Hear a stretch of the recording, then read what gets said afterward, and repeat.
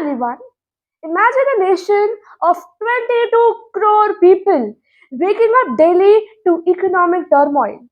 The prices of basic goods are skyrocketing, the currency is in a free fall, and there are whispers of the country running out of money to even pay for the essential imports and interest payments. This is Pakistan now.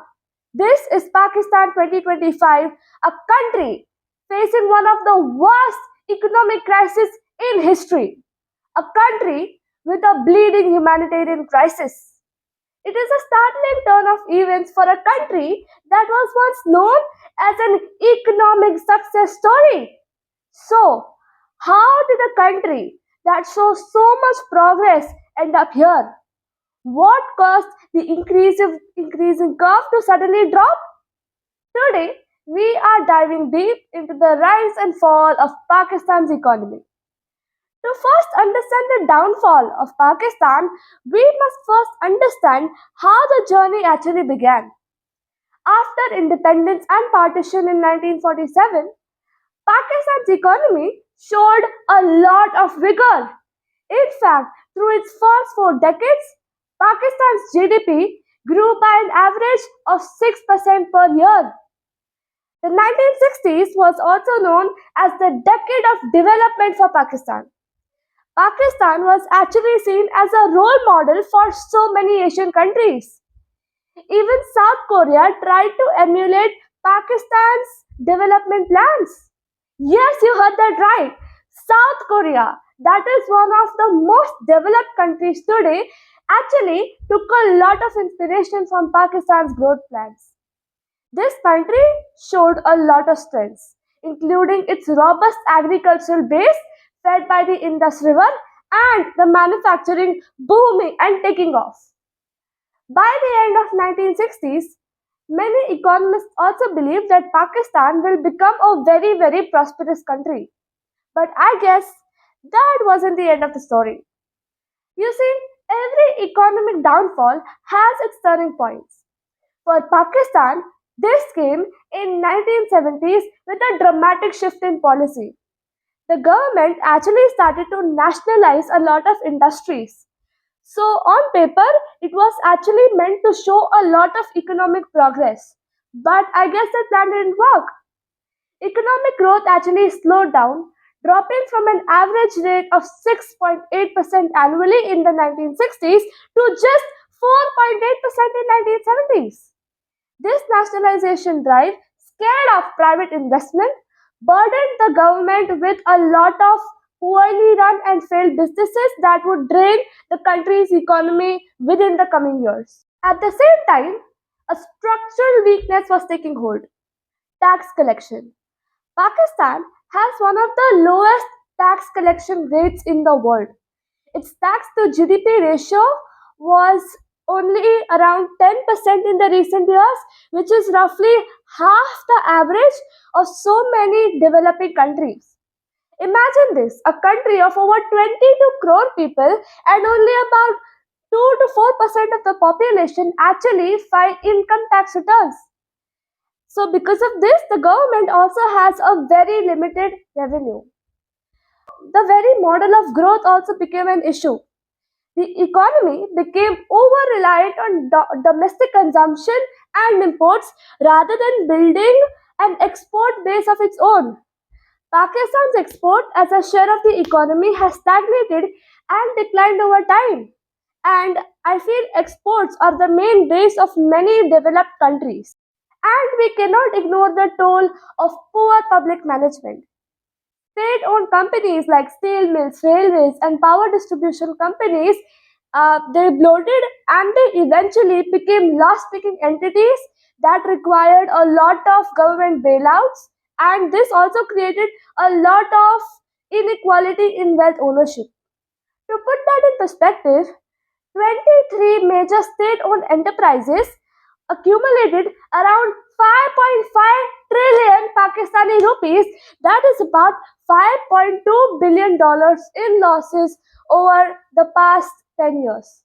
One company alone, Pakistan International Airlines, is responsible for roughly 700 billion rupees of these losses. Perhaps the most tragic failure was underinvestment in human capital. For decades, only around 2% of Pakistan's GDP was spent on education, and as of 2021, this figure is only 1.7%. Pakistan has one of the highest out of school children rates in the world, with over 22 to 26 million children not attending school. Similarly, underfunded healthcare has led to poor outcomes. Nearly 40% of children aged under 5 in Pakistan suffer from stunted growth. So, how did the country keep going? For a long time, foreign aid actually prevented Pakistan to go into a major crisis. During the Cold War, Pakistan was a very close ally of the US, and between 1953 and 1961, it received nearly 2 billion US dollars as aid. This money actually had to cover up for Pakistan's deficit. And when aid wasn't enough, Pakistan borrowed, and it knocked to the International Monetary Fund a lot of times. Do you know, in the past 25 years, till 2023, do you know how many times has Pakistan gone to help from IMF? 23 times. This is one of the highest numbers in the world. More recently, the China-Pakistan Economic Corridor, it led to a lot of development in China and Chinese infrastructure, but it significantly increased Pakistan's debt. All these factors came to a head in around 2022 to 2025, the time when a lot of global activities were taking place, from the COVID-19 pandemic to Russia-Ukraine war. All these, it caused oil prices to spike up to $100 a barrel, ballooning Pakistan's import bill. Then nature struck its cruel blow. In the summer of 2022, Pakistan experienced massive catastrophic floods. The floods submerged about one third of the country, affecting 3.3 crore people and costing over 1,700 lives. And the economic toll was staggering. Damages were estimated at more than 30 billion US dollars, which is almost 8% of Pakistan's entire GDP. This situation forced Pakistan to go back to the IMF for another bailout in mid 2023. And Pakistan also got a lot of support from countries like China and Saudi Arabia, which helped Pakistan to be on the right track. By 2024, inflation had started to ease from its peak into the 20% range, but the underlying vulnerabilities remain.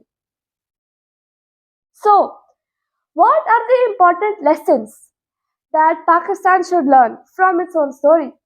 Lesson number one: Pakistan needs to import less and export more.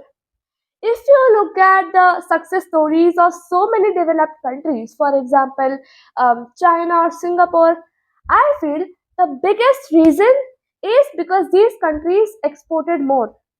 The main reason for Pakistan's downfall was because it imported so much and exported so less that it needs to learn a lot from these countries. Do you know countries like Russia and China have followed a similar model, which led to their economic growth? Lesson number two: invest for your people. Pakistan never or hardly invested money in healthcare or education, which I feel are the main fuels for growth in any country. Pakistan was only spending its money in failed businesses and policies, which left a huge humanitarian crisis in Pakistan where children were struggling to maintain their health and get a good education.